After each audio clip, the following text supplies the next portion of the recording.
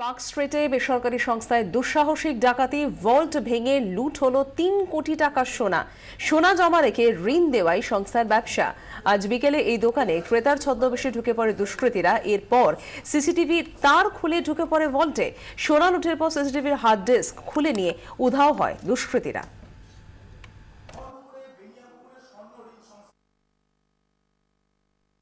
শুনলাম গয়না সব কি ফিনান্স ছিল, গোল্ড ফোল্ড সব ছিল ওখানে, ভেঙে সব নিয়ে গেছে। কটার নাগাদ সেটা বলতে পারছি না। এক্ষুনি একজন এই পাড়ারই আমাকে ছেড়ে, আমরা এই পাশে থাকে, এক্ষুনি আমি একদিন 1 বছর হবে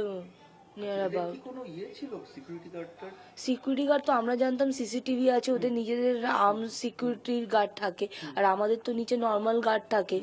তো এখন ওদের সিকিউরিটি সিস্টেম এরকম, সেটা আমরা জানতামই না। এত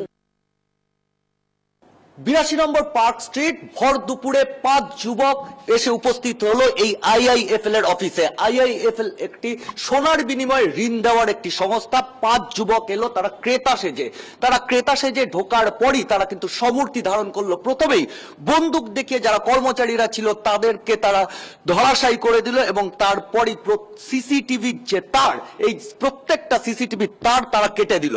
সিসিটিভি তার কাটার পরই তারা ভল্ট খুলিয়ে 2,88,00,000 আনুমানিক দাম তার সোনা তারা লুট করে পালানোর আগে রীতিমতো পরিকল্পনা মাফিক তারা সিসিটিভির যে হার্ড ডিস্ক সেটাও কিন্তু নিয়ে চলে গেল।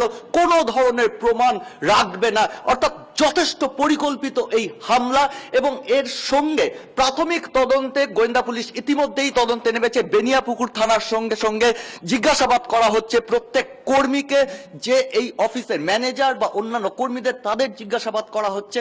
এবং তার পাশাপাশি কোথাও যেন একটা মিল পাওয়া যাচ্ছে এই ঘটনার সঙ্গে ডানলপে সাম্প্রতিক যে কয়েক কোটি টাকার যে সোনা লুট হয়েছিল, সেই ধরনের ঘটনার কিন্তু মিল পাওয়া যাচ্ছে, এবং সেই জায়গা থেকেই তদন্ত এগিয়ে নিয়ে চলেছেন গোয়েন্দা প্রধান এবং গোয়েন্দা বিভাগ। ক্যামেরায় শুভ্রর সঙ্গে সিজার মন্ডল, 24 ঘন্টা।